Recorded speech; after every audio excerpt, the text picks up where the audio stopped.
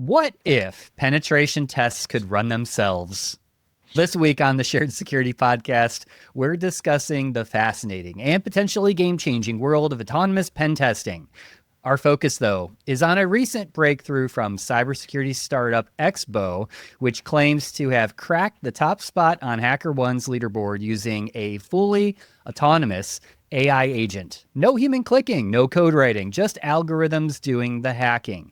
So is this the future of offensive security or just a flashy proof of concept? And what does this mean for pen testers, bug bounty hunters, and security teams everywhere?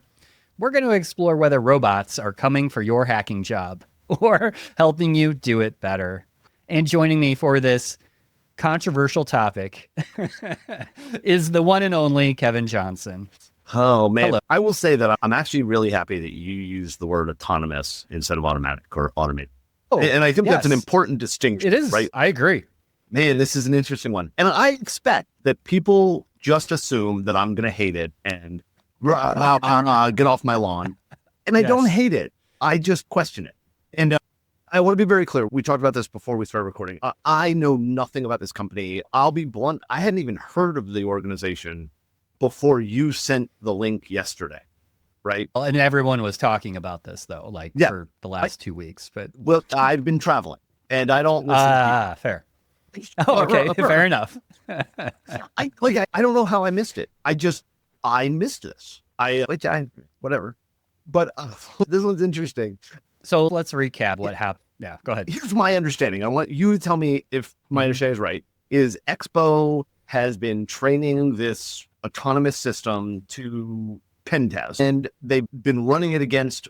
I thought it was interesting that in their blog they referred to it as benchmarks, but really just listed online training classes. Like it went through the Portswigger Labs. The Portswigger Lab is not a benchmark. You can use it that way, right? But it basically that what they said is they've been training it on, hey, here's how Portswigger's Labs does this. Here's how Try Hack Me or whatever. I don't remember. Yeah, Pen Tester Lab was the other one. Pen Tester Labs was the other one. And it learned and it was doing well. And so they put it on HackerOne and it got the number one spot on the leaderboard. Mm-hmm.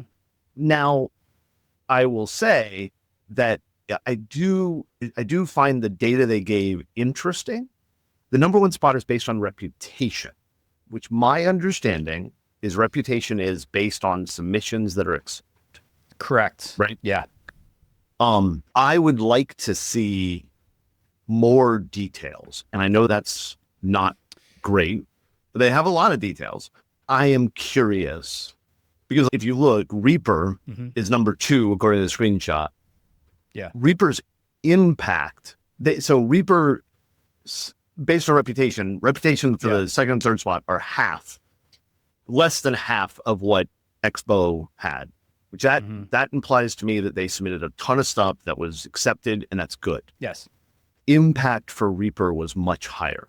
So this is where you start to get into things, and this doesn't change the cool thing they supposedly accomplished. No. Right. But this is where you get into, is this doing a better Nessus scan? Right. And what I mean by that is, hey, here are low-hanging fruit that we find, which if it can do that, that alone is worth looking into buying it. Right. I don't know what it costs. I don't know how that works. But if this system goes out to web apps and networks and things like that, it looks like it's all web app stuff, and finds significantly more low-hanging fruit than the current automated testing systems, that's awesome. Yeah. That's beautiful.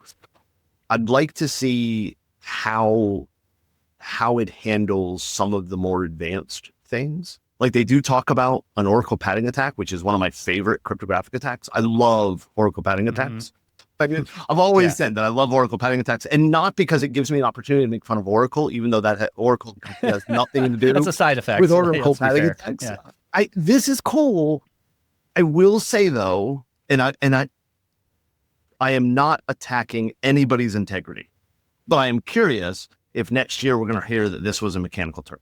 Right. And the only reason I say that is, the only reason I ask that is we've seen too many AI programs and on autonomous systems. What was the trucking company that was, I want to say it was Nikolai Trucking or whatever, where they were selling electric trucks that were going to autonomously drive. And really what they were doing was rolling the truck down the hill.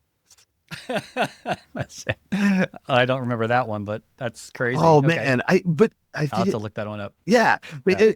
And that's why I say, I'm not attacking anybody's integrity. I'm not saying they're lying because I have no idea. What they've described here sounds like how I would approach this. I would train it. I would go get, I like everything I'm reading sounds cool and good. I don't know. I think the one thing that's telling out of their blog post was they said that all findings were fully automated, though our security team reviewed them pre-submission to comply with HackerOne's policy on automated tools. Yeah. An automated tool can't submit a bounty report. But I don't think that description isn't a mechanical Turk. I would be curious. I don't remember seeing it. I'd like to know how many submissions their review rejected.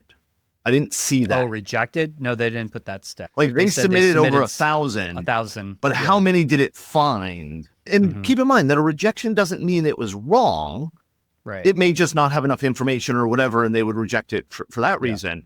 But I'm curious. I'd love to see that. I will also say, because I was talking to somebody else and they misread this. They read 208 were marked as duplicate.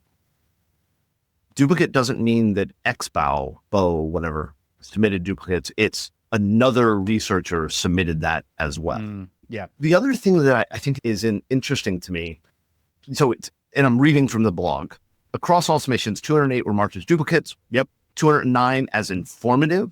I always find that funny when the project team, the VDP team marks it as informative. Yeah. Because I would argue every finding is informative. I informed you the findings. Fair. That's fair. I like feedback on that. Like, why is this not a flaw? But the question I have is, it says, and 36 is not applicable.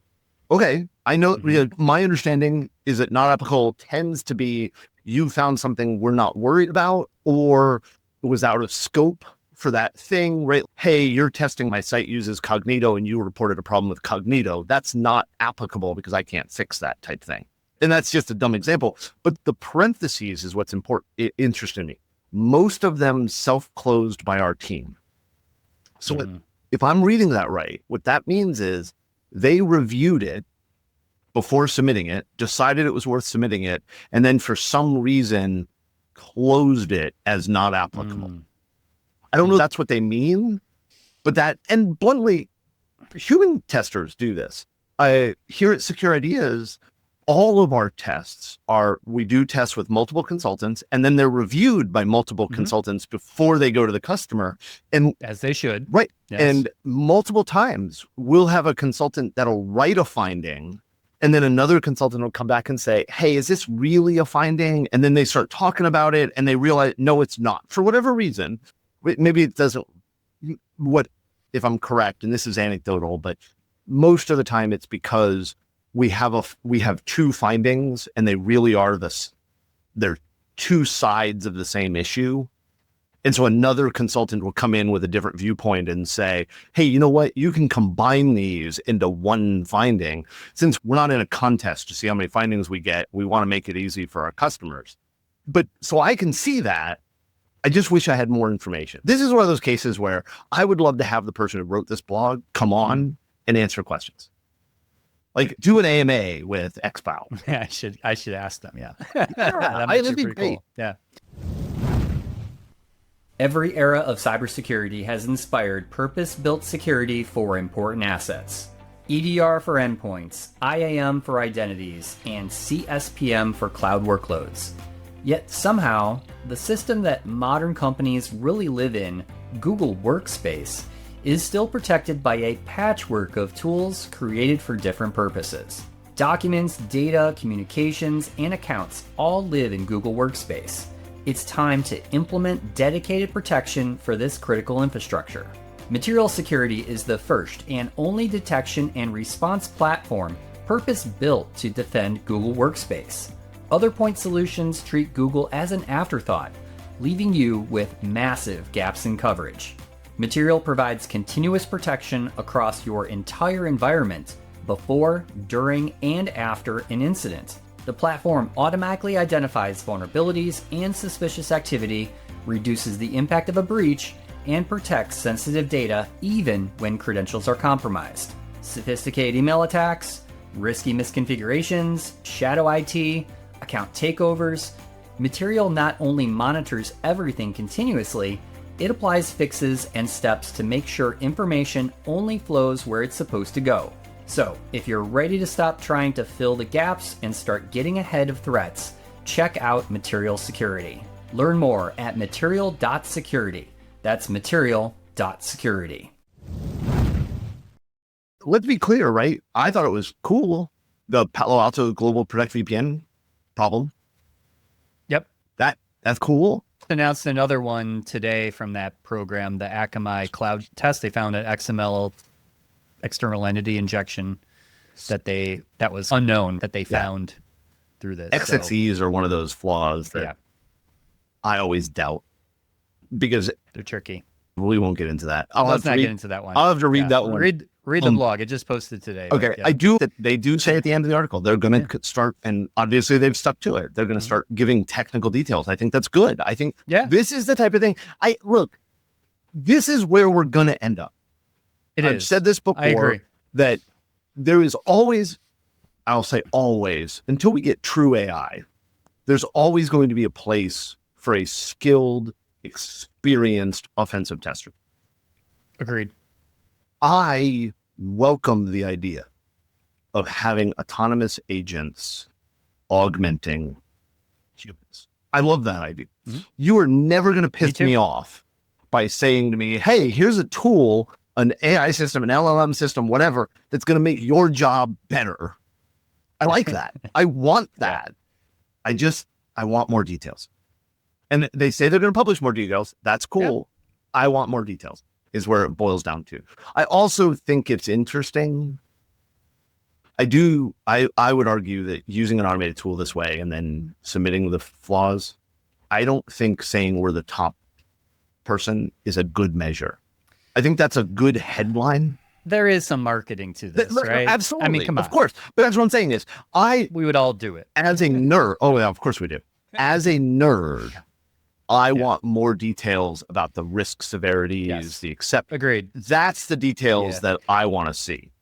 Yeah. And this is, in my opinion, and you'll probably agree with me on this. This isn't like a stunt hacking, right? Yeah. At all, no. Right? Like, I actually think that they're actually talking about it. Like, I feel like they've got some really cool technology, like that. Yeah, this could be the beginnings of changing kind of what we do in pen testing, but not in a negative standpoint, right? I don't feel like, everybody that has a pen testing job, be on the lookout, you're losing your job. That's not the case. I don't think that's the case at all. No.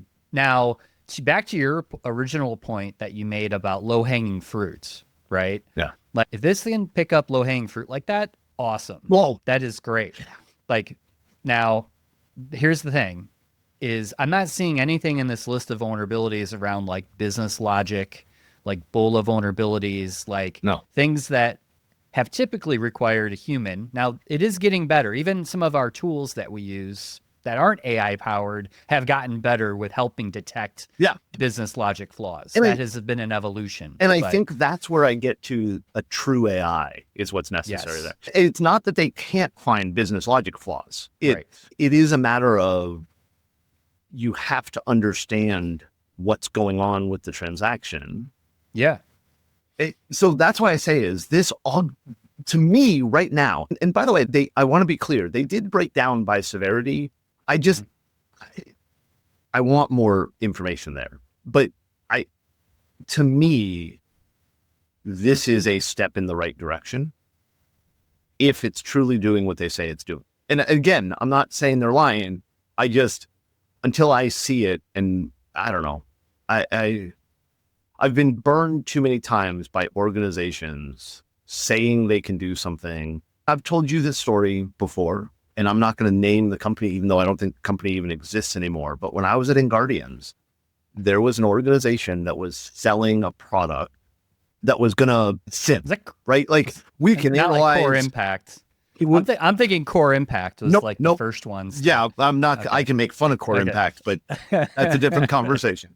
So this was a company that they had a product that was going to collect logs and alert. And what they were proposing was that you'll be able to detect hackers way better because we've got this logic and all this kind of stuff. Now, this was before like AI was a marketing term, right? And they hired in Guardians. And the idea was they wanted us to build, I'm going to say rules just to be generic enough, right? To build rules based on the types of attacks we were doing in our pen test. And I was assigned to do it because I had built the web pen testing course and all this kind of stuff, and I was available. And so they shipped me one of these boxes and they shipped me the documentation. And my job was to build rules for this tool. It could not do a single thing they claimed. Wow. And and it was confusing to me because I'm digging into the documentation and I was talking directly to the engineers, not the marketing people, not the salespeople. I was talking to the engineers and I'm like, okay, according to your documentation, if I want to detect this thing, and I'm being really ridiculously generic, okay? And we're talking about something that was almost 20 years ago, so it shouldn't matter at all, but I don't remember the contract well enough to know whether I can talk about it. Your documentation says that to build this logic, I go here and I type this, right? Like that's it. And none of those here's exist in the interface. I don't know. Yeah. What am I clicking wrong? Do I not have permissions? What's going on here? And the answer from the engineer is, oh yeah, it doesn't do that yet. What do you mean it doesn't do that yet? Like I'm not talking about your website says it can do it. Your documentation, the user guide says, click here. Here does not exist. We haven't rolled that out yet. When's it rolling out? We don't know. How close is it to rolling out? We don't know. What does it work? It's in your documentation. In the dev system? No. Okay. Yeah. And let me be blunt. We ended up canceling the contract because not a single thing they asked us to do could the tool do it. And I said to Mike Poor, my boss at the time, and Ed Scotus, I said to the two of them, I don't get this. They literally, we're not testing. Like, this isn't the case. And I know, Tom, you've dealt with this, right? You get hired to pen test something and the customer says, oh, it's secure. And then you trash it, right? This is a case where you are paying me to build something that you're going to roll out to your customers. And your system doesn't do what you came to me and said, can you do this for me? Yes, I can. It made no sense. And so I've been bitten so many times that way that I really question this one. And I'm gonna say out loud, I don't know if the XBOW people, I would love to look at the tool if they want another, and I'm not saying use it in my testing. That's something I would pay for if I was doing it. But I'd love to see how they do it. I'd love to hear, like I said, an AMA would be awesome. Yeah, I will reach out to them since I do know somebody over there. So, but yeah, interesting stuff. It'll be good to see how this technology evolves. I'm sure there will be a lot of similar startups and tools coming out. I hope so. Will also claim to do the same thing. I mean, XBOW, I think, is the first known, right? That is really getting out there and doing it. But this is definitely not the end of this technology. No, and I hope it's not the end because I want to see cool stuff like this. I think the last thing I do want to touch on is I think the other good side effect of technology like this in the pen testing space is I think it's going to weed out a lot of the crappy phone scan pen testers. I don't think it is. You don't think so? Nope. There's too many companies out there that don't actually care about results, and they're going to pay the $3,000 to have somebody run Nessus against their site and call it a pen test. I've talked to way too many organizations. That's all they care about. And I cannot imagine that this tool is priced at that level. Yeah. Maybe it is. Maybe it is. Well, if it is, that's great. Yeah. But that's we have too many people in the world, too many organizations in the world still that are okay with, somebody ran Nessus, called it a pen test, and my auditor accepted it. Yeah. I don't expect that to go away anytime soon, sadly. Okay. We will see. We'll see. I think that's all we have time for today. I do want to wish, I know Scott wasn't here today, but it is Canada Day. So I want to wish Scott and... If you're about to wish him a happy Canada Day, keep in mind, they might tariff the wishes. Maybe. Happy So Canada be Day. it. Is Happy Canada Day a thing? Is that, I don't want to say Happy Memorial Day. You know what I mean? No, that's very different. No, I know it's very different. I'm just saying, is Canada Day something you wish a happy Canada Day for? I think so. Cool. I think so. I don't say Happy July 4th. I think Some you should have people a do. fun July 4th. I just don't. Yeah. It's not Yeah. like Merry Christmas to me. Or The British would say Happy Treason Day. yes, they would. Oh, So we'll leave it at that. Thanks for listening, everyone. And until next time, stay safe, stay secure, and stay private. Thank you for watching or listening this episode. Be sure to subscribe wherever you like to get your podcasts. Visit sharedsecurity.net for merch, previous episodes, and more. If you'd like to help support the podcast, join our Patreon to get ad-free episodes and many more exclusive supporter-only benefits. Visit sharedsecurity.net/supporter for more details.